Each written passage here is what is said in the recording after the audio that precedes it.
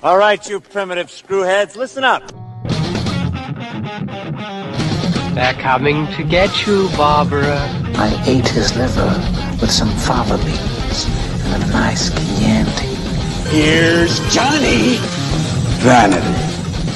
Definitely my favorite sin. I am the devil, and I am here to do the devil's work. The power of Christ compels you! This is my boomstick. What's your favorite scary movie?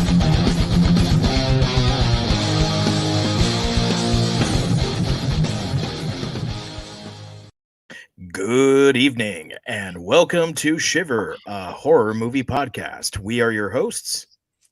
I'm muted, and I'm Daniel DeBona. Hi, muted Daniel DeBona, and I'm David Ulloa, and with us here to round out the very last Summer Movie Fan Fest episode is my friend and yours, Andy Chacon. Welcome back, Andy. Hello, how are you guys doing?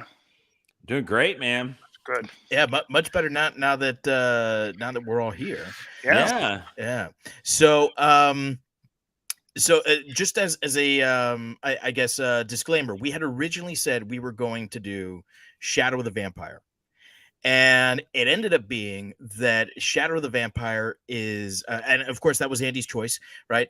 But Shadow of the Vampire was ridiculously difficult to get a hold of. Right. Yeah, like you found DVDs of it for like $70 a pop, and it's not streaming anywhere. Wow. No, it doesn't stream anywhere unless it's like some sort of illegal streaming website that I don't want to get into now. Seeing as though Russia's probably going to be watching me watch it. Wait a minute. Russia watches all the things we watch on our laptop. Oh. I mean, yes, comrade. I don't know. Well, I hope they like clowns because I'm going through a weird new thing.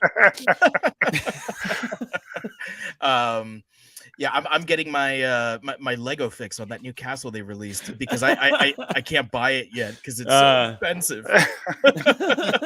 and I met my quota. So it was near impossible to find this thing. Like, yeah, we could have paid like $70 for an out of print DVD. There's really, I think, very little point in talking about a movie that is going to be very difficult for the viewers and the listeners to watch if they haven't seen already. So should it ever start streaming, we will definitely do Shadow of the Vampire, and Andy, you'll be back on for that. Well, thank you. Yeah, so as a substitute, we reached out to Andy. We were like, "Hey, listen, what do you want to do instead?" And you said Oculus, right? So I love that this is happening because Daniel and I, we have such a great mutual love for Mike Flanagan, and we, with the exception of a 2-part episode that we did back when The Haunting of Hill House first came out, right? We haven't talked about Mike Flanagan. I mean, there's been little things here and there, like, yeah, we should do Gerald's Game. Yeah, we should do Dr. Sleep. We should do this. We should do that. We've mentioned Midnight Mass, Haunting of Bly Manor, but we haven't done a Mike Flanagan episode since then. So, this guy is probably about as close as you can get to a household name in horror today. There's Jordan Peele and there's him. Like, these are like the new elite, the new avant-garde, which, by the way, saw Nope, and it was fantastic. Can't wait. I have to see that. Yeah, I have to kind of throw that out there. But this movie comes pretty early in his career. We're talking about a movie that's 9 years old at this point. Was this prior to Ouija Origin of Evil? No, it was.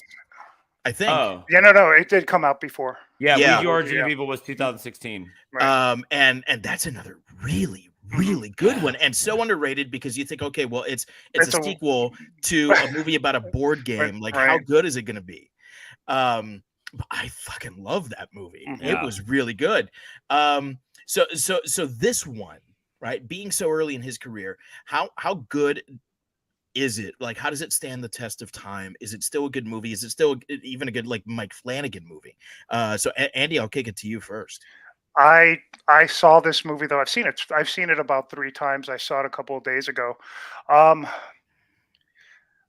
if you try to get into if you try to take this movie for what it is, or what it could be, or what it is, I'm sorry, if you take it for more than what it could be, I'm sorry, then you're going to get lost in it. That was my problem with the film, is that I started asking too many questions. The third time that I watched it, I had a great time just keeping it what it was. There's so many parts in this film that leaves you, okay, but why? Okay, but why? Okay, but why? But if you go down that rabbit hole, you're not going to have a good time watching it. So I just sat back and enjoyed it. I tried to compare it to a lot of the other films that came out around the time. That a lot of the directors are similar.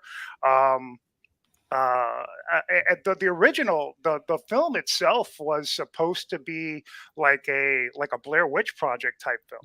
It was supposed to be like it was supposed to be something like that, but Flanagan wouldn't do it like that. And then I get it. I understand why they wouldn't have done it like that, because it would have been even more difficult to understand without a little bit of an explanation, And the little that we got with regards, I mean, we got the backstories. We got well, in 18 and 17 this and 18 this, but when she started talking about the origin of the mirror, she says, well, nobody really knows what happens or where it came from, but I can tell you where we first found it in its first death, So at that point, you say to yourself, okay, I got to leave it at that, And the question is this movie came out in 2013, and I know that he had done like an Oculus short before it. I've never seen it, right? So it is on YouTube.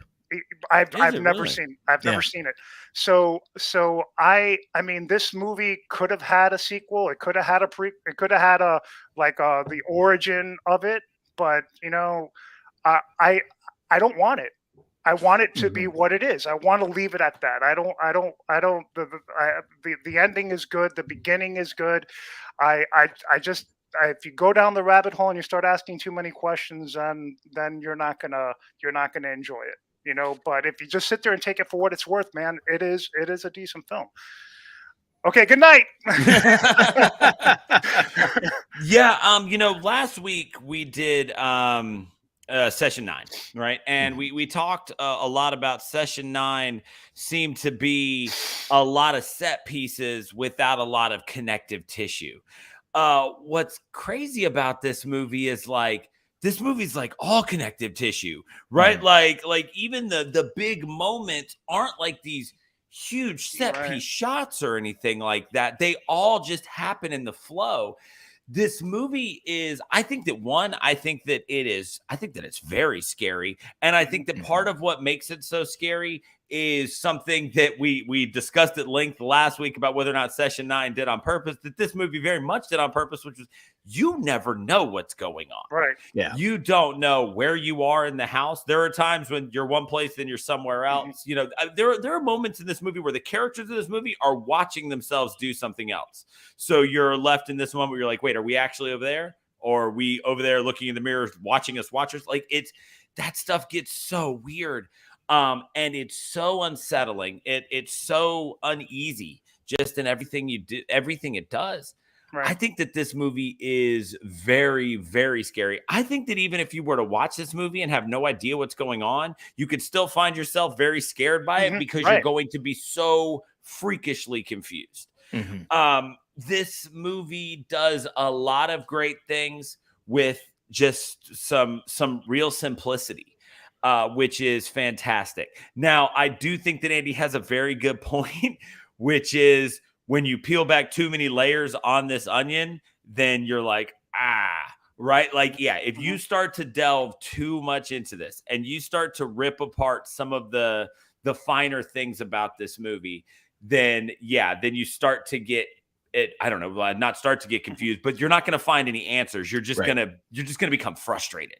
Whereas if you just enjoy the chaos that is Oculus, I think that there's a very good movie here. I think that I think that it's very scary. I think that that Mike Flanagan, you watch this movie and you compare it to something like Midnight Mass, and you go, yeah, that one was definitely way early in his career, because look at what this guy's doing now. I know that what is it? It's called Oculus Chapter 3, The Man with the Plan, or whatever, is the short story this is based on. I didn't realize it was on YouTube, or I did a short film, not short story. But I didn't get a chance to watch it, but I can only imagine that this is strikingly similar, because there's some really, really greatness here, but some really, really great stuff here. But what we have is really raw greatness, and you can enjoy that, and you can be scared by it, and you can have a lot of fun with it. Or I'm sure if you wanted to, there's plenty of stuff to pick apart. But I'm going to be honest with y'all. We're at the top of the episode here. I think this movie is very scary. I think it puts a lot of wonderful stuff out there. I think that the ideas presented in this were amazingly original for something that's, by the way, a WWE film officially. Yeah, right. I saw that. I remember the first time I watched this and that logo popped up, I'm just like, I'm gonna find every wrestler in this. There aren't any. There aren't any. However, the place where they get the mirror, or no, it's their auction.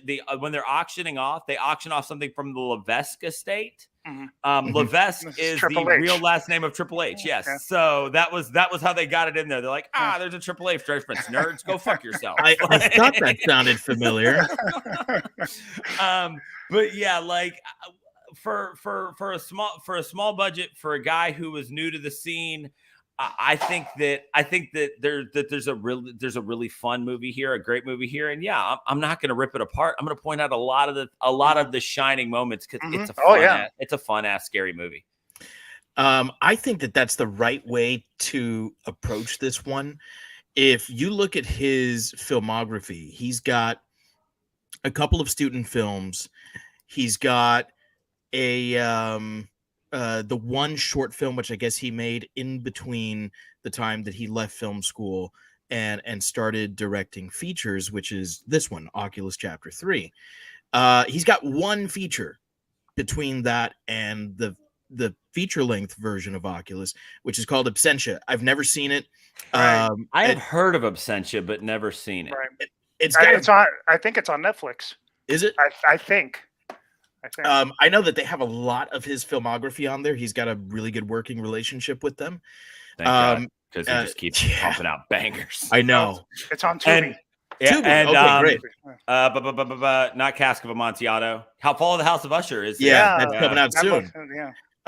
So the critical reviews of it are pretty good, which for a freshman feature film and for a low budget one, I mean, that's, and a horror movie at that, right. Those are three things that don't typically jive with critics, and that does. So we get to this one, and as raw as this is, because I do agree with you that this is a fairly raw movie. He took a lot of what he learned on the Oculus short film and applied it here. You talk about simplicity. With the exception of one room, all of this was filmed in an actual house. And the one room is the room with the mirror, because they had movable walls where they can move, cast and crew in and not have, their equipment picked up by the reflection on the mirror, because they were filming with an actual mirror. Right. So it's crazy. My son wants to show his Shiver shirt, because he picked up a Shiver shirt. Say hi. Looking good. Look at that. Hey, bud. Yeah. But we're recording. So I'll see you later. Okay? Bye, bud. So, I personally think that this is a fantastic movie. I think you hit the nail on the head. This is scary from start to finish. It really hits on a couple of like really primal things. Every child at some point has been afraid that their parent is not good. Right. that there's an evil there, and that's a very real fear for every child, and to see that happen where mom and dad are fighting and there's nothing you can do about it, how powerless they feel, like that's a fear that that is just as deeply rooted as anything else, and the way that story is woven in with the current timeline, the editing in this movie I think is nothing short of brilliant, Yes. because that past and that present keep weaving in and out, characters keep interacting with one another, and that is what leads, and it's absolutely brilliant. We're going to talk about the technical aspect of the movie a little later, but I don't know how anyone can't watch this and say, even if it's not on full display here, there is a genius director at the helm here. Yeah, I mean, and when we're looking at this movie, you know, what we're presented with here is a story where essentially our antagonist, our bad guy, is a mirror. We are looking at a movie that kind of turns everything on its head in creating this very unique antagonist of a mirror. So when you're looking at Oculus and the mirror as the bad guy, how does that work in making a scary movie? Like, how did that play? How did you think? What did you think about that, Dave? I think it's so interesting because it's probably the area of the movie that is weakest as far as writing goes. Because, like Andy says, if you start to think about this too much, you're left wanting. You know, but why? Yeah. But why? What's the deal with the mirror? Why does it do this? And you never really find out. And I don't know if that's by design or if it's just the sort of thing where Mike Flanagan thought, but because it doesn't matter, you know. At the end, I don't care because it's scary enough to scare me with just that. The fact that it does what it does, you know, forcing you to go crazy and take others with you, and then it traps you in there, right? Like that's a terrifying reality to live in. You know, I don't want to live in a reality where a mirror like that really exists. Right. That moment where they turn around and they see all of the ghosts of the people that the mirror has taken With their creepy ass silver with eyes. those Yes. eyes. Oh my God, those eyes! Like I'm getting goosebumps just thinking about it right now. Like that is so scary. So it's a really good movie monster, Right. and yet it never moves. It never Right. lifts a finger. It never blinks. It never roars. It never growls. It never does anything but force you to do its bidding. And in a lot of ways, it's a lot like a possession movie, and it's a lot like a haunting movie because of the way that this thing behaves. And so Flanagan can have a lot of fun with this movie monster because of the nature of the monster, and it's a great way of, you know, reflecting that image back on ourselves. You know, we are evil. You know, what are we like when we're evil? What does evil do to us? Is there evil inside all of us? You know, it's a really, really interesting thing here. This this mirror and the way that it works, and ultimately I'm glad it's not explained. Right. Andy? Yeah. So, I mean, I look at the film and the with regards to the mirror, it is only spoken as far as the antagonist is mentioned as the mirror. It's only spoken once. That is the devil. They do mention that in the movie. Right. Okay. The word Oculus is Latin for eye.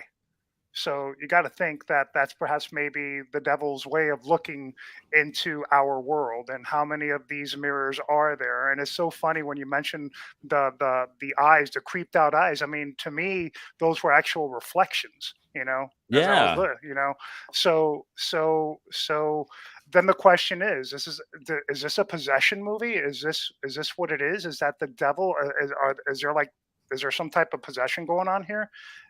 and then so I start thinking again, and then I say, no, let me just sit down and watch and enjoy this, but but but when you start thinking, when they mentioned the up until, and that didn't happen until about, I would say, halfway through the movie, where they mentioned that it was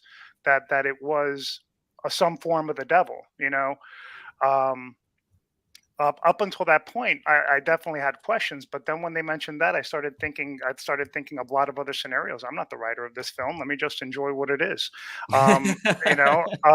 So as far as I also started thinking about The Conjuring. And you know how they have all of the artifact room, and they put the artifacts. I'm thinking, well, maybe here's an artifact you could put in your room. Damn it, So, but I started thinking about that as well. But like I said before, I I didn't want. And you're right. It is a very scary film, but I didn't want my mind to get in the way of enjoying the picture. So being that it was a third time that I was watching it, I just let it go, and I just enjoyed it. So the main antagonist, is a mirror, and it's a creepy ass freaking mirror, and Yeah. it is. I mean, and and uh, and and even the quick shots with the mirror. Well, I know you're going to talk about the technical aspect later, but even the quick shots with the mirror are just simply amazing. So absolutely, I think the antagonist, as far as the mirror, works very well. It does. Yeah, I think that what we get here is not only Mirror as an antagonist, which, like Dave said, never moves, right? But is constantly talked about like a living thing. The mirror defends itself. There's no scientific word for haunted, things like that. It's working, right? There are machinations that are involved in whatever is inside this mirror, but yeah, it never physically moves, and that's even more terrifying, right? Like you've got this idea that you can run from certain things, but when you're looking at a mirror, and it is not only screwing with your perception of reality, which is absolutely terrifying. Anybody who's taken a low level philosophy course, it's you get into all that weird stuff. It's like, well, what if we are just brains in jars? Like that's the mirror, right? You don't know where you are and what's real anymore. But you get into this idea that, like, if something moves, then you can run from it, right? Yeah. It's scarier that it doesn't move, because it doesn't have to catch you. Right. It just becomes a part of you, which leads to another really interesting part of this movie, is that the mirror quite literally just reflects back upon them their own shortcomings, things Right. that they're worried about, things that are going to bother them very deeply. Like, not only does this mirror just screw with you, but it seems to have very intimate details of what particular things are going to screw with you the most. And that's horrifying, right? That's Freddy Krueger level, like, I'm in your head stuff.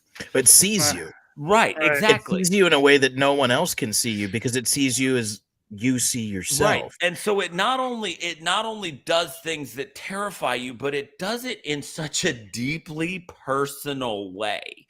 I mean, breaking that dad down initially, but then also the mirror was smart enough to not reveal itself, like, to the mom. And and Right. it does these really weird things, like where the girl looks in the mirror and sees the other woman, which was probably not there, and so it's like, wow, so the mirror was, like, smart enough to, like, get the girl in on this rib on the mom or whatever. But like, all of that stuff, like, we talk a lot in this movie about bad guys. We talk a lot about people who do evil things. What we don't generally tend to fall back on this show is things that are just indiscriminately evil. And what we get out of this mirror is something that is just completely indiscriminately evil. This mirror has nothing to gain. as far as we know, from screwing these people's lives up. This mirror seems indestructible. Granted, they were little kids, but they went to it with golf clubs. I've hit a lot of things with golf clubs before. Most of them break. Especially glass. You get this thing. It survived, houses that have burned down and all of these things. Like it defends itself. But I mean, to what extent does it need to? And the thing is, if this mirror were just hanging in someone's house and they had no reason to be upset with it, it wouldn't need to defend itself. So it fucks with them and then it defends itself. So for no reason. What we get here is just something this is just black-eyed evil. There's no reason for this mirror to do the things it does, to the point that, like I said, we are, and Karen Gilliam, we're constantly referring to this mirror as a sentient thing. Right. And so if it does have sentience and it is self-aware, and we know that you can't really hurt it, so self-preservation's not it, this becomes, even on a higher level than Pennywise, at least Pennywise is it's like he needs feeding, right? This mirror has no reason to do these things. Well, the mirror doesn't, but what's on the other side of it? Right. That might be defeat. And we know that it kills plants and maybe ate a dog one time, right? But as far as we know, it's not actually gaining nutrients from these things. So yeah, is there something on the other side? Like you said, Oculus means eye. Are we looking at more than just the mirror? Okay, now we're starting to peel back layers. It's starting to get sticky. So I'm stopping right here. The mirror is evil, right? And that's just so bizarre. You can go to so many villains in so many of these movies, antagonists, villains, whatever word you want to use, and so many of these movies that we do, and you can find just a shred, of reason why. Michael Myers, over the course of the franchise, got 15, 16 reasons why, right? But they're there. Even something like The Strangers, it's because you were there, because you were there. Oh God, that will forever be one of the scariest lines in a movie to me for some reason. But yeah, you can always find something. There's nothing here until you start, creating your own headcanon and writing fan fiction, which I'm okay with doing. But it's just that's what's so bizarre to me. This was the third time I've seen this movie, and the whole movie, I was like especially when she's giving the descriptions, I'm sitting there taking notes. And I'm find a reason. I'm gonna find a line to draw between these people, right? And it's I'm gonna and there, it's not there. It's not there. 3 times in, there's not a reason for just the mirror to be doing this, which is even scarier than all of those other things, because if you just fuck around and buy a cool looking mirror at an antique shop, that's it. The mirror's done with you. And so I think that it's bizarre. I think that when you first pitch this, that sounds weird, but I think that the way it's presented here, we are given a truly horrifying cinematic antagonist. And because of the nature of that antagonist, the fact that, what it does physically is just reflect. Right. There's so much that you can read into us. And that's the thing with this movie, is that I do think that was Mike Flanagan's intention, was to leave it somewhat open for you to say, this is what I think. Like you said, create your own headcanon. Yeah. We don't see Katie Sackhoff's character become affected by this thing until she looks at herself in the mirror, and she kind of turns to her side, looks at her belly, right? And then she goes upstairs and she starts, looking at her scar, right? Now the mirror knows what her weakness is. Yeah, exactly. And it starts preying on her insecurities. Right. And it does the same thing to her husband. It does the same thing to the dad, where it sees what he does. All he does is work, right? His family is, constantly being put, to a side so that he can provide for them. So what does the mirror do? uses that against the family. Yes. Right. It's a brilliant thing to have this happen, because if you have some sort of physical representation of that evil, then it starts to be okay. Well, were they whispering in your ear? Why did you do? But when it's just a mirror looking at you and forcing you to look back on yourself, that's brilliant. Yeah. That's really smart. And that we see that it isn't just an eye that's observing you, but is in fact like some sort of portal. There's another side there. Yeah. There's someone. Are they trapped in the mirror? Is there, is it a portal that opens up to another world, dimension, or whatever? I don't know. And this is why I think I do want to think about what exactly is happening, but to a point, right? Because there is no answer. You're not going to find an answer, but you might find an answer that works well for you. And I personally, I love that. I love that this movie hinges on this reflection. Yeah.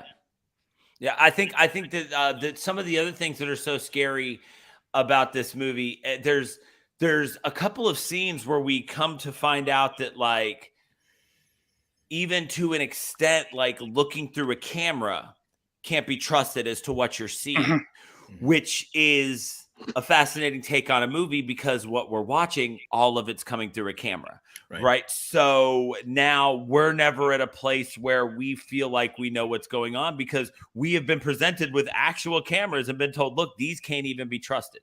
Like, to an extent, it can affect these. And then it's like, well, the camera they were filming with was in that room, and it's like that's very meta. No, I don't know, And so, like, I thought that moment where we learned that you can't even trust necessarily what you're seeing through the cameras, I think that adds another layer to it, because then it does even more to always set you on edge about what about it, whether we're seeing something that's actually there or something that the mirror wants us to see is there. To me, it was actually really interesting when it takes me back to The Martian. I'm going to science the shit out of this, and she tried to do the same thing. That's exactly what she did. She tried to science the fuck out of it. It didn't work. I'm sorry, David. Go ahead. I mean, it kind of did, until it didn't. Until it didn't, right? But you notice in the film there, the mirror does have a weakness. How did that crack got there? I mean, so that showed that the mirror had a weakness. Now, I've seen it. I've seen the film 3 times. How did the crack get there? I don't remember. She rubs it and says, like, do you remember when we gave you this or something like that? So I was under the impression, I think she said, I hope it still hurts. I hope it still hurts. Yeah. Okay. So I was kind of under the impression that maybe after hitting it with the golf clubs, they did manage to crack it the one time, because she did seem to take some pride in that crack in the mirror. So I figured she was at least taking credit for the fact that there was a break in it. Yeah. I'm not exactly sure about that. Yeah, that is the one thing I think that is somewhat unexplained, because everything else you can kind of write off as, you see, there you go. The mirror, the mirror, the mirror did this, or the mirror did that, or it showed us this or that, but she believes that she actually damaged this thing, but we don't see that happen. So was it an accident at some point that we didn't see, or is it like a real quick cut that we don't even, like, it's so fast that you have to really look out for it? I don't know. Mike Flanagan, call in and let us know. What happened here. I'm sure we're that popular. All right, exactly. It's going to be like, oh, right now, hang on a second. Guys, you totally missed this one thing. So what we see reflected in the mirror and in the movie in general, right? You're DeBona, you had this like brilliant thought that, like, it's kind of meta. You can't really trust what's going on, even on the cameras that are filming, right? Right. It relies so much on atmosphere. There are a few jump scares, but this isn't really a jump scare movie. Mike Flanagan isn't known as a jump scare guy, right? So atmosphere and tension. Except for that time the fucking hanging woman just came slamming down, and I pissed on everything. Yeah. and the one in the car where she jumped out from right in between. I actually shit my pants. Yeah, it happens. So when he does do jump scares, I mean, they're damn good. Yeah. But this isn't a jump scare movie. This is all built on atmosphere and tension. But is it as effective as he wants it to be? Right? We talked about this last week with Session 9. The director looking at this beautiful painting and saying, but big picture, look at this, imagine the final product. And then it worked or it didn't, right? So Daniel, I'll throw it to you first. Do you think that the atmosphere and the tension that is intentional here, because he has said this in interviews, does it work? So I think that you're right in the fact that all of the creepiness, all of the uneasiness, a lot of the terror in this movie comes from tension. And I think that they do a great job setting that up on multiple levels. They do a really good job with how they build to what's happening, even just initially. Like you start with this real slow build, but I'm not going to call it a slow burn because it hits pretty quickly. But at first, you're still trying to kind of figure out like what's going on and what is this movie about. But you're already getting some tension. You got this, the brother who's just getting out of jail or the institution or whatever. You've got Karen Gilliam working at an auction house buying this, like all this weird stuff's happening. So you're already uneasy. But I think that they do a good job of building that tension and not trusting anything that's going on. But there's one other layer that's kind of built in that's really interesting, which is the idea of not just trusting what you're seeing because of the mirror, but not trusting your memories, not trusting what you believe when they throw out this idea of fuzzy trace theory, which, by the way, is a ridiculously weird and fun kind of rabbit hole to stumble down.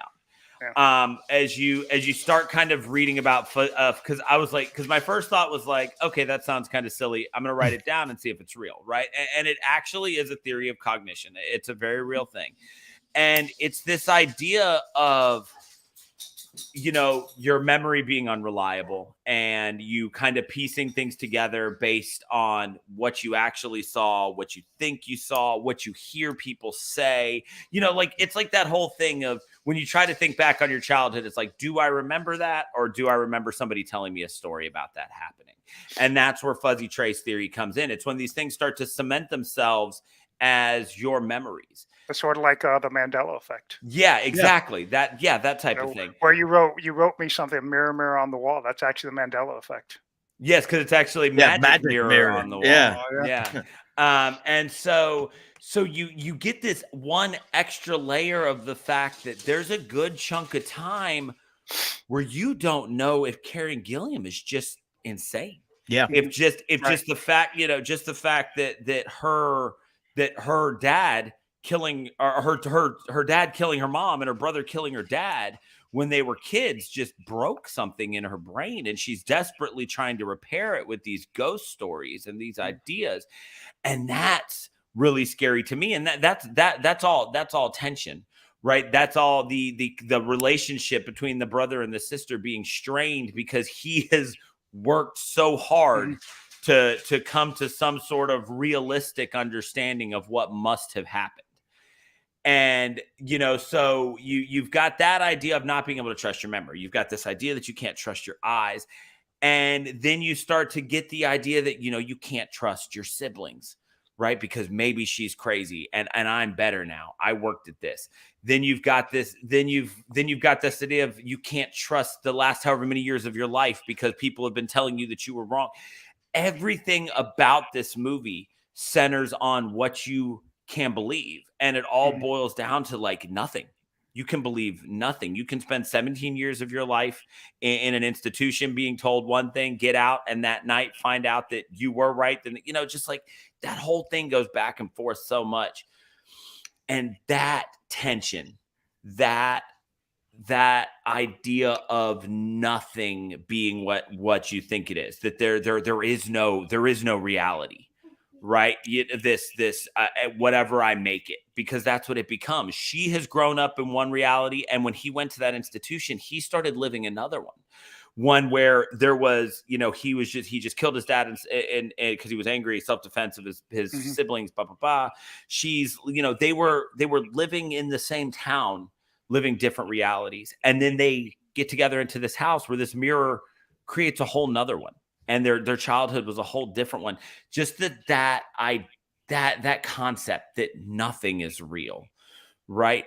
That is horrifying, and that's the tension, that's the atmosphere here that 3 times in still makes this movie so unsettling and so hard to watch, even when you know everything. And not hard to watch in a bad way, like hard to watch is you just can't get comfy, right? Like it just I knew everything that was going to happen, and I'm still just cringing and edge of my seat constantly. Like I knew when he turned that timer, when he decides to bottom out that timer and kill the mirror, I knew she was standing there. But still, when you get that sickening ass thud of it hitting her body, and you don't hear that shatter, and you don't hear that shatter, that shit still turns my stomach 3 times in, and just that one more time. And what's amazing about that is that one scene, and this is kind of a reality, kind of a technical thing, but there's a concept there, which is what we were expecting to hear was glass shattering. And what we heard was the silence of, once again, his reality and his life shattering. By not hearing the sound of that shattering, we got a silence that was representative of a very real shattering. And that blows me away every time. I think that more than the jump scares, more than the blood, more than the background of this mirror, the tension and the atmosphere of this movie are top notch. Andy? I think that you hit the nail on the head where Flanagan directed the film as if he wanted to make you think that there could have been a possibility as far as insanity. But what he does is that he pushes it to the edge as far as he could go, and at the end, nope, it's a supernatural being doing all the killing. Now, I think that one of the things when I watch this movie, one of the things that got to me was that, and it gave me some anxiety when you watch it, is that you saw them, and he did a great job with this as far as the technical work. When there are adults running into the one room and their children in the next, it's sort of like they're redoing the same thing incorrectly again and again. And it's sort of, and you're sort of like saying to yourself, why are you being this? Why are you being this dumb? I mean, why is this happening and happening and happening again? Well, to go back to that idea of insanity, right? Exactly, it's doing the same thing and expecting a different outcome. Exactly, and so you see that happen quite often, and that switch from adult to child, from child to adult, it happens so much that it makes the viewer anxious, and you want to see some type of positive outcome, but of course you're not going to get it, obviously, but you want to see some give. I don't think that there was ever a point in the film where the underdog, gets a little bit of an upper hand. That never happens. It never happens. They're always on the slide, Yeah, the final girl never found the knife in this one. Exactly. Right. and that obviously, it's almost, you're watching a film and you're sitting there knowing that it's going to end the way that it does. I mean, we've seen a lot of other films like this. And the reality is that there's never an upper hand, and there's always that anxiety of that constant changing, and at the end of the film, you're left thinking, well, as much as I as much as I wanted to push this to be perhaps maybe this was a mental affliction of their own, it wasn't, you know. Yeah. And it could have easily gone there. It could have very easily gone there, but it didn't, you know. And I think that's one of the aspects of the story, of the writing, that made the film really good, you know. Well, I think having someone like Mike Flanagan that writes, directs, and edits his work, I mean, he's got that vision right from the beginning. He's like, okay, so this is how this is going to go, because tackling that third act where just insanity. I don't know how anyone would have been able to do that if they hadn't written and directed the material themselves. Yeah. Because what they were receiving is seemingly chaos. Yeah. And so Flanagan knows exactly what this is. And he knows that, okay, I'm going to start to build that tension right from the beginning by giving you this flashback scene that isn't actually a flashback. It's someone talking about a dream. He's not even, it's not even what actually happened. This is the dream that he has that's based on the thing that he remembers happening. Right. So he's building on all of these themes that we're talking about, you know, the fuzzy trace, you know, memories. And finally, as this thing progresses, we get this fucking monster where it's the present interacting with the past. Yes. And is this the insanity like you're talking about, or is this the mirror doing this to them? Like, I did this to you before, I'm gonna do it to you again because it was so effective. Yeah. Right. And that's the brilliance of this, and how all of that is cut together is amazing. It's absolutely amazing. I think that this is more stressful to watch than almost anything else he's done.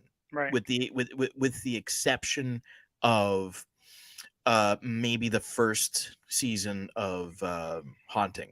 I think Haunting of Hill House, there is a sense of underlying dread that beats this out. But Ouija, Hush, Hush. That was the one we forgot to mention. Gerald's Game. You know, I've never seen that. Dude, great. Dude. I've never seen that. Even Dr. Sleep, I don't think has an atmosphere of just absolute dread and terror that runs through it the way that this does.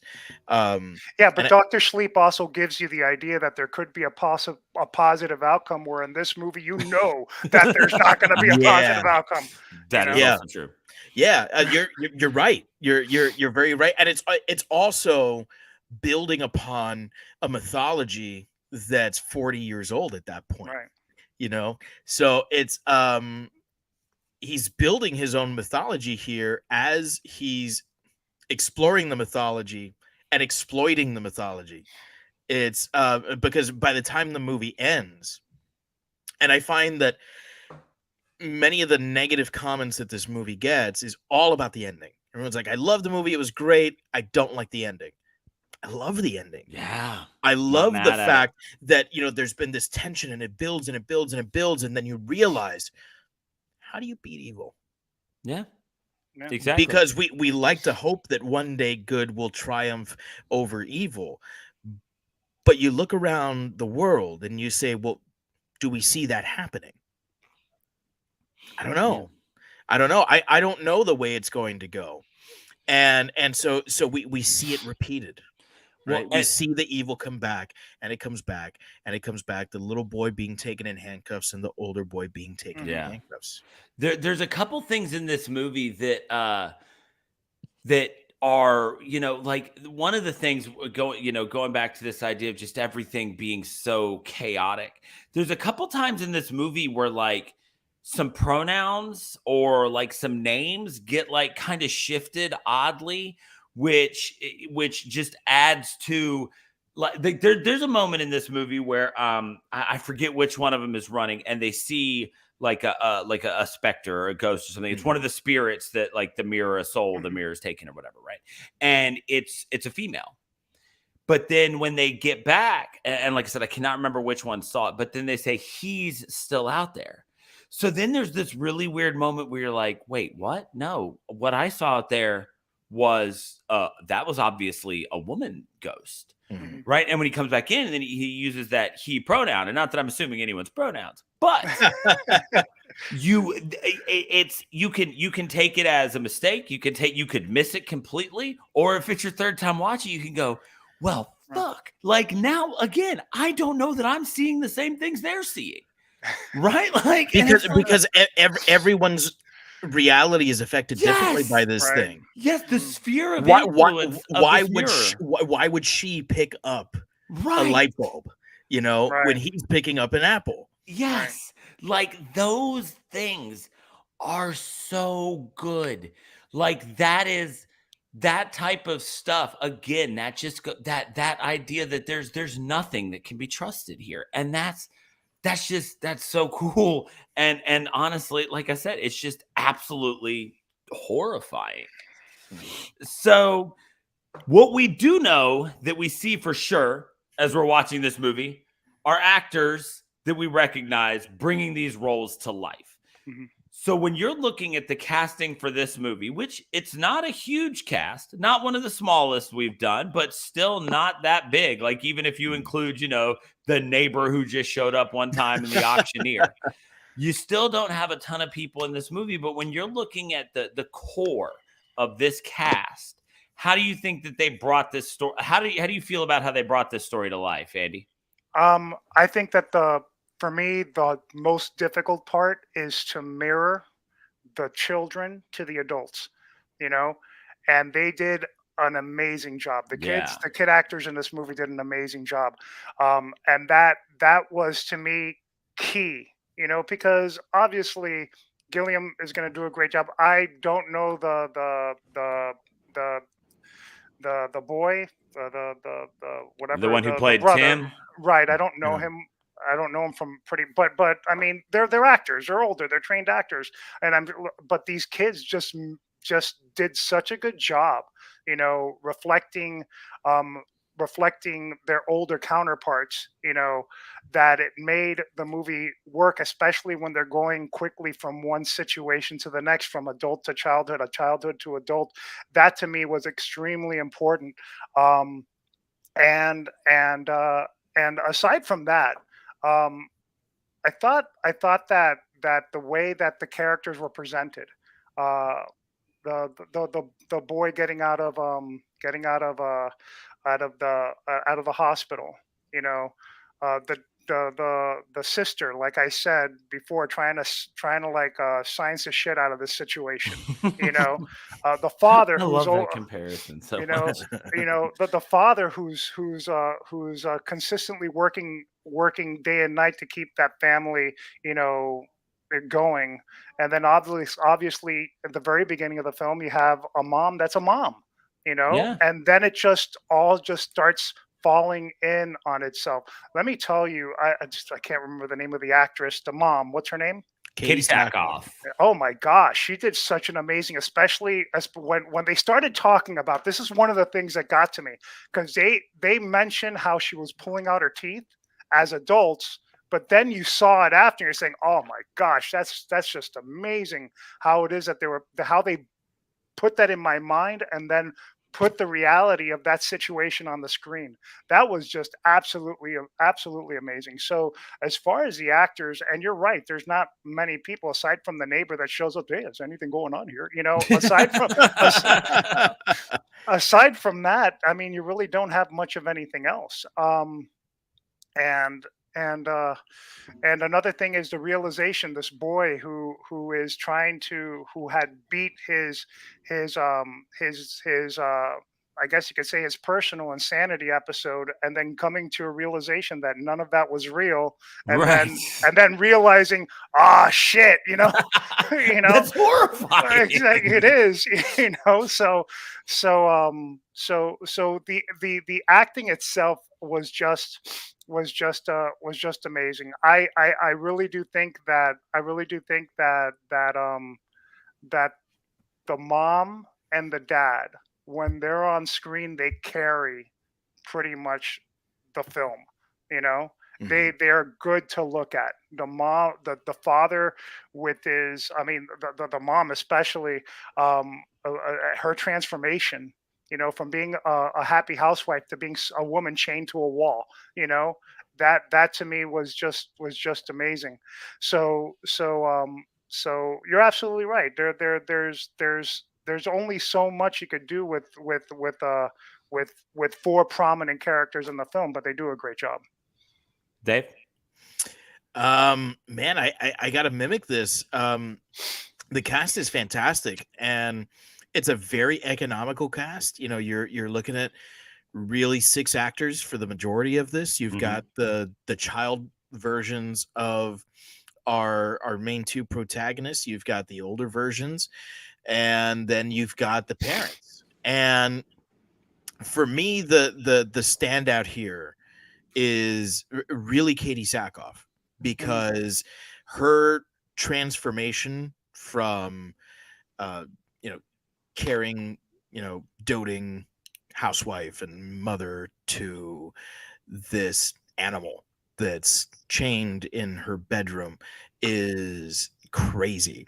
And Mike Flanagan talks about the movements that she makes once she is gone, like the way that she moves, that it's very feline, very cat-like, and that was all her idea. The way that she would move. And I was watching some behind the scenes footage and seeing the way that she moved with like all the set lights on her and all of that made it almost even creepier, because it's like that's just like an actor doing that stuff. Like that was kind of crazy, because I wasn't in the truth of the moment anymore, right? I was just an observer watching someone act, and I was like, that's fucking brilliant, the way that she would move that way.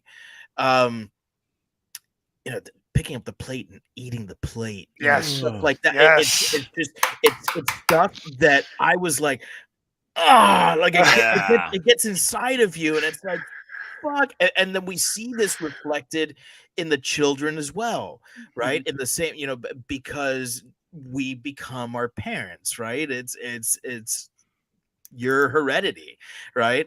And she ends up eating a light bulb, and he ends up shooting his father, and his father's the one walking around with the gun, like that's all.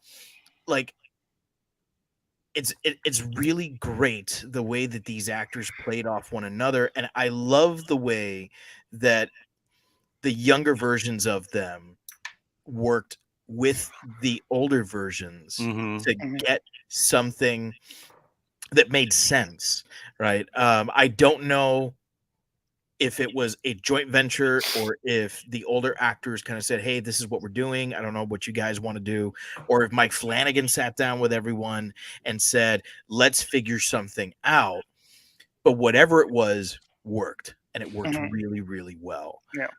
Yeah, you mentioned Katie Sackhoff be the scene stealer here. I think what's incredible about Katie Sackhoff in this is, I would venture to say that all of us kind of fell in love with her as Starbuck in Battlestar Galactica, right? I mean, powerful, strong woman. And since then, like the kind of overall nerd interpretation of Katie Sackhoff is she's perfect for every powerful woman role. When we found out we were going to get a Captain Marvel movie, that was the internet. She's got to be Captain Marvel. Got to be Katie Sackhoff, right? Like that's, as soon as there's some sort of powerful female lead, that's who the internet is automatically fantastic. And so what we get here in this, Katie Sackhoff as a woman who is defeated by her own insecurities, is so against type for her that's what makes it such an incredible job for me. Like, I will forever look at Katie Sackhoff and I'll see Starbuck, and I will usually call her Starbuck before I call her Katie Sackhoff. That's just what I do. And so she was so against type here that she showed she could do an incredible job. This is 2 weeks in a row now that we've had a CSI alumnus. Yeah. CSI Miami, even specifically alumnus on this, with Roy Cochran as the dad. Shout out to Speed on CSI Miami. I mean, he was great. Was he the one who died with a nail gun? Right? A nail on CSI Miami? On CSI Miami? I don't remember. I've just seen random episodes of CSI Miami. But he did such a great job. We always, I don't know. I'll say we, but me personally, I'm always very fascinated in a movie that shows me the de-evolution of a person, right? Like watching the collapse of someone is always fascinating, and he does that so well, especially in those flashbacks that are like part him in the office, kind of obsessed with the mirror, but then also him, like the mirror maybe not influencing him as much, right? And he kind of cuts between those things real well. Brenton Thwaites is the name of the one who played the brother. And he was fine in this movie, but if I could say anything about Brenton Thwaites, it's watch Titans if you have HBO Max, because this dude is Dick Grayson and he's great in it. And it was kind of fun to go back and watch this now and see see how, not that he was bad in this movie, but when you watch him in Titans, like it's like, okay, yeah, this dude has learned a lot. And he's done great. But when it comes down to it, for me in this movie, the scene stealer, the runaway here is Karen Gillan. She's awesome. She's just, it's so incredible to me that I don't know. It seems to me that mainstream wise, because the only like super huge outside like the nerd realm thing she's kind of done, right, is Guardians of the Galaxy, and not that that's small, but she's bald and she's blue, right? So there are people who don't recognize her. Yeah, who don't recognize her. And it's like, she's Amy Pond, man. But she's Amy Pond, man. And that's what I always go back to. I'm like, what you get here is not a fraction of what Karen Gillan can do, is what I always say to people when they're like, oh, Nebula. And I'm like, yeah, okay, Nebula, right? But she's Amy Pond. But this movie really shows how good she is. There's a level of intensity there when she's talking about the mirror and she's really into the experiments. There's a level of tenderness there when she's she's got the kid gloves on dealing with her brother because she knows everything he's been through. There's a vulnerability there in not willing to accept the reality that her brother has been forced to live as he's been in this asylum or whatever. There's so much depth to this character that Karen Gillan plays. And and again, like I said, this movie wasn't that big. And so she's one of those actors that I'm like, I just can't wait until the day where a AAA film where she looks like Karen Gillan, right, and she gets in the forefront and the world can really experience what we as nerds who watch Doctor Who know what that is under Nebula, who watch Oculus, that we see in this woman, because she's an incredible actress. Doesn't hurt a thing that she is drop dead gorgeous. Oh yeah. But just have you ever met her at a convention? I have not, because a lot of people like photograph really well. Yeah. And then you see them in person. You're like, oh, okay. You're fine. You're still cute. Right. She is drop dead gorgeous in person. I'm so happy to hear that. Yeah. So happy. Oh, you saw it? Yeah, better in person? I did, yeah, and very nice as well. Yeah, good. She would be one that it would like physically pain me if I found out like she was a terrible person, right? Like sometimes articles come out, it's like, oh, it turns out they're a horrible person. Like, I don't care. Yeah. If I found out that Amy Pond were like not nice to her fans in person, like a piece of me would die. Yeah, both her and Rose Tyler, they hold a Billie Piper, I think that character, Billie Piper, that yes, actress's sir. name is. Oh. They hold a very special place in my heart because they were it for me when I was watching Doctor Who, when I was first coming around to it. You know, so hey, you know who I just recently saw at the Tampa Con was Summer Glau. And oh, really? Yeah, she still looks great. So fantastic. Oh man, I like so like when we were having our most recent kid, and there was like a possibility, like we didn't know if it was a boy or a girl. I was like, just throwing this out there. River is a great name for a girl. You don't need to know the reasoning. Just know that River's a great name for a girl. Yeah, and whether it's River Tam or River Song, yes, you know, we're good here. Yeah, welcome to Shiver, a Doctor Who podcast.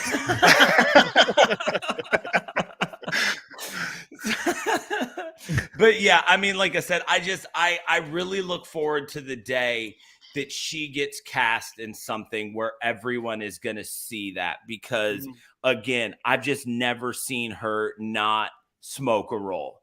And like I said, did you not see the new Jumanji movies? She's great. Oh, she was great. She was great. Yeah, she's fantastic in those. But of course, you know, when you're acting opposite The Rock, right?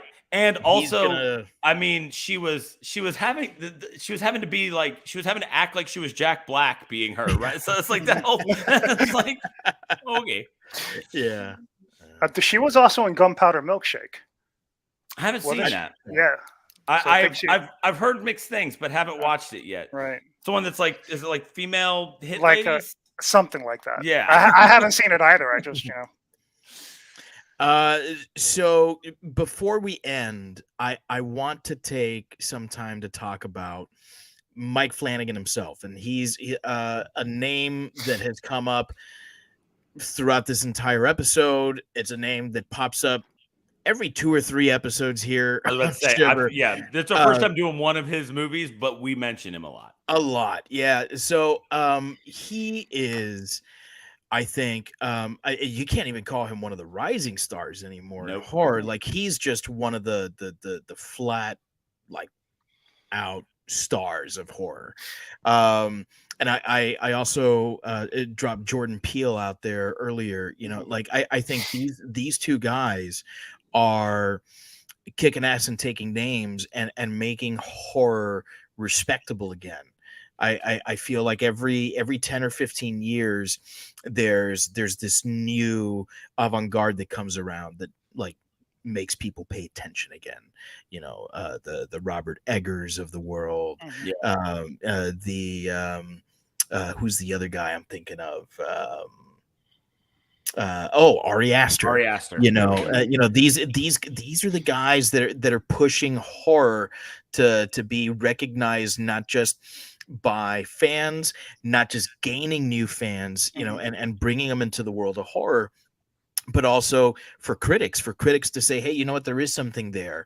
You know, it's not only The Exorcist and The Shining. There's more out there in the world of horror that's worth watching. So, writing, directing, editing. And I think this was the first time that he didn't also compose the score to a movie, because he had done that for all of his short films. So what does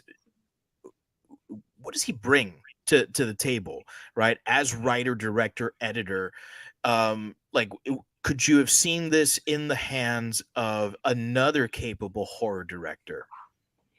And I guess I kicked it to Andy last. So, DeBona? Sure.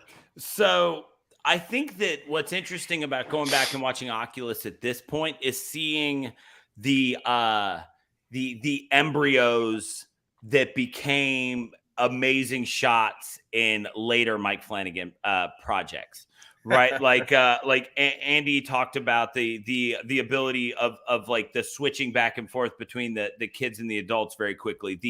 That scene from Haunting of Hill House where the camera pans around and we get it all in one time. Right. Like what we got here was the very early stages of some things that when he kind of learned how they work here. And then he always is progressing. He's always evolving. He's always doing newer and better things, which is one of the, we don't just look forward to Mike Flanagan future projects because we love what he's done. We look forward to them because the dude is always getting better. Like, this guy has not peaked yet. So it's not just like, oh yeah, I love him, I can't wait to see what he does next. It's like, oh man, I love him. Like, I can't wait to see what he's become now. Right. And so I think that we got some really great stuff in that, and there's plenty to be said about Mike Flanagan. But there's another name here, which is the cinematographer for this film is Michael Fimignari. It's like it had a G then an N. Right? It gets weird. Super Guido name. I can say that. My last name's Bona. Yeah. Let me look this up and see if I can butcher this as well. Right, like but this is the cinematographer for this movie, and he's done a ton of Flanagan's projects with him. He did Dr. Sleep. He did Ouija Origin of Evil. He did Gerald's Game. Like, this is a guy who works with Mike Flanagan like on a regular basis. And we get two guys that are 100% on the same page and working in tandem here. We get amazing camera work that, again, the camera work lends to the unsettling aspect, because you're just as likely to get this slow pan where something changes quickly as you are to get like this smash cut where just everything's completely different. And that combination of camera work and editing that we get in this film is great. And so that I didn't really like when I was looking at this, like, I'll usually look at cinematographers and I'll like poke around and see if there's anything else I recognize that they've done if I don't know their name. But when I saw how much this guy had done with them, it started to make sense why we see so many of these things kind of pop back up. But it's an evolution every time. There's always a step better. And it's got to be because these two guys understand how to work together so well. And so I did want to make sure I throw his name out there because, like I said, I just went and found him last night and just amazed at how much they've done together. Nice. Andy? 4. I'll give you 4. The first time I saw Oculus in 2013 without knowing who Flanagan was. So I saw it at the midnight. I saw it at the Night Owl movie theater in downtown Miami, of all places. I think I was the only person in there. Nice. So I didn't know who he was when I saw it the first time, and I enjoyed the film. It wasn't until I want to say like maybe 2 or 3 years later that I saw it again that I knew who Mike Flanagan was. The second, you presented, David, you told me about Midnight Mass, and I had no idea. I had no idea what it was, and I started watching it. I said, "Why do I like this so much?" Flanagan again. Yeah. And then so one of my all-time favorite movies is The Shining. Okay, I was so worried that Dr. Sleep was just gonna ruin it, but no, that it was so well made. It was just a little bit below exceptional, So I'll always go back to Oculus. I haven't seen Gerald's Game, and I'm sure that I haven't, and I'm looking forward to The Fall of the House of Usher. And there are other things that I haven't seen by him, but watch Hush. Yeah, it's really good. Oh man. Wow. Okay. But I'll go back to Oculus, and it feels like even if it was as you say, David, that it was one of his earlier pieces, really it was his introduction to it wasn't his introduction to the horror genre, but and the other one, Ouija. I thought that was just going to be another popcorny type movie, but it wasn't, and so going back to Oculus, it's I'm not going to say I'm not going to say by any stretch of the imagination it's a masterpiece, but it's a well done movie. It's a well written movie. It's a fun film, And I will say this: there is one positive note in the film. Do tell. Do tell. Right when she's choking her daughter, and she looks at her, and she says her name. I think Kylie. Was her name Kylie? Was that the name? The daughter's name? Am I wrong? Hold on. Kaylee. Kaylee. She says, Kaylee? And at that moment, you say, "Aw," and bam, dude comes and blows her away. It's like, dude, I mean, seriously, I mean, come on. So yeah, I gotta say that back when I was a kid in the 80s, we would watch horror films and we knew that the reviews were gonna be bad. Always. Right. For whatever reason. But we still enjoyed them. They were popcorny and we had a good time, you know? But there's a difference now. I would say from about the early, I would say 2005, 2004 to now, it's really horror filmmaking. There's an art form to it. It's not just to get your typical jump scare. It's amazing. It's amazing camera work, you know, and yeah, you'll get they'll always revert to like the thing in the corner that's a shadow. Ooh, looked, it moved, you know. Oh, I'm scared, you know, type situation. But even if you're going to throw that in there, there are other aspects of the filming itself that just make it. It's not a movie. It's a film. It's what it is. It's art, you know, and that's why I like him. Man, you know, I have to kind of mimic what you said there. This is an early effort, but it's no less than what came after. I think is it as refined? No, but his DNA is there, and there's something about like raw talent that when you continue to push, like, yeah, things get better and better and better, but when you have that raw talent and you've done something with it before, right? We talked about this when we did our back-to-back our double feature with Ari Aster movies, where there's like raw talent there, but he spent years making short films before he moved into making Hereditary, and that's present here too.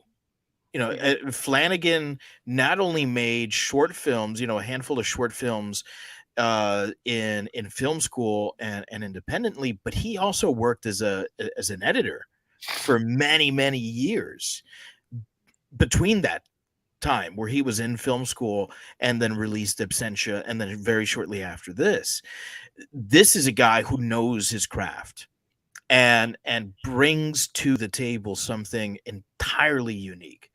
When someone can sit down and write characters that are multifaceted, because that's one of the beautiful things about Mike Flanagan's movies, and it's no less in here. Every single character feels like a living, breathing person. One of the rules of literary and critical analysis is that you don't treat characters like people, because they don't have the same motivations as people, because they are devices from an author, right? I don't know that he sticks to those rules. Right. I think that he breathes life into these characters that he writes, because Kaylee and Tim are they feel like real people. Yeah, with real problems, aside from the fact that their parents went fucking nuts. Yeah. And you know, aside from like that bullshit, like they also have their own stuff going on. Yeah, they're real people. The way they handle problems are like very real. The kids went next door to the neighbor, you know, like that's a real way for a child to solve a problem. You know, calling the boyfriend and saying, hey, make sure you call me every hour, you know, that sort of thing. And then he shows up when she's not answering the phone. Like that's all very real. Even a character as insignificant as the boyfriend, whose like real only purpose in there is to die. Yes. And to help her get the mirror in the first place, right? I mean, he may as well be a MacGuffin, right? He's like multifaceted, right? Yeah. I mean, it also helps that, you know, he's a great actor. I love One Tree Hill. You know, I was watching this with Stephanie. She was like, "Is that One Tree Hill?" I'm like, "Yeah, that's One Tree Hill." No, that's Yeah.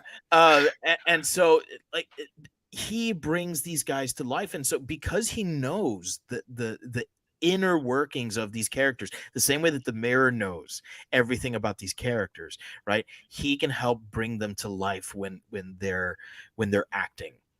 Yeah. And I don't know if he's the kind of director that sits there with his actors and says, now try this take, now try this other take, or if they just kind of sit down and do table reads and he drops little hints here and there of possible motivations. I don't know what it is, but whatever it is that he does, it works every single time. And it works here, and it works here too. Yeah, dude has not missed yet. Ever. He hasn't missed ever. And then finally, when you're editing your own work, as like I'm a musician. For 10 years, I played in a heavy metal band where we wrote, recorded, produced, and edited our own music, and we did it all in-house because you come to know your work intimately.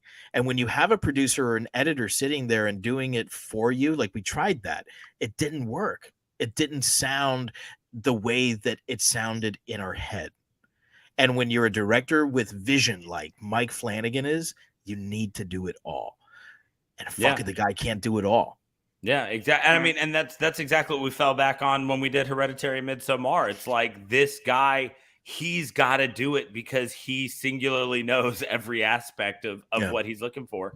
And yeah, you're right. That's what Mike Flanagan does time and time again. And you're absolutely right. Dude, he's yet to miss. Like I have no reason to doubt that any future Mike Flanagan project will not be great because he's been incredible so far. Yeah. And so as we wrap up, we're going to reach that point now where we do need to rate this movie. Now, just a quick reminder to anybody out there listening, we do only rate a movie against itself. So what we do is we create a unique rating system for every movie. We don't do stars here. Everything's got its own. So we are only looking at this individual movie, and we are going to leave it up to Andy to pick what we're rating this movie. So, Andy, we're rating out of a possible what this week? I'm going to take a couple of ideas and say bloody, crunchy light bulbs. Bloody, crunchy light bulbs. God, what a scene, man. Oh, what a scene. That's the one that hooked me when the trailer was first released. Yes. Yeah, exactly. That was the All one. right. So we're looking at Oculus. Out of 5 possible bloody, crunchy light bulbs, Andy, what do you give this movie?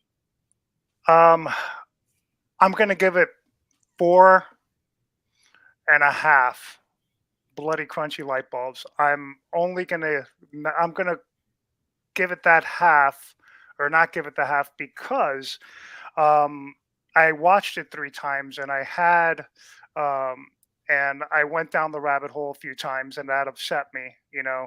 So that is the only reason that I'm gonna give it 4.5.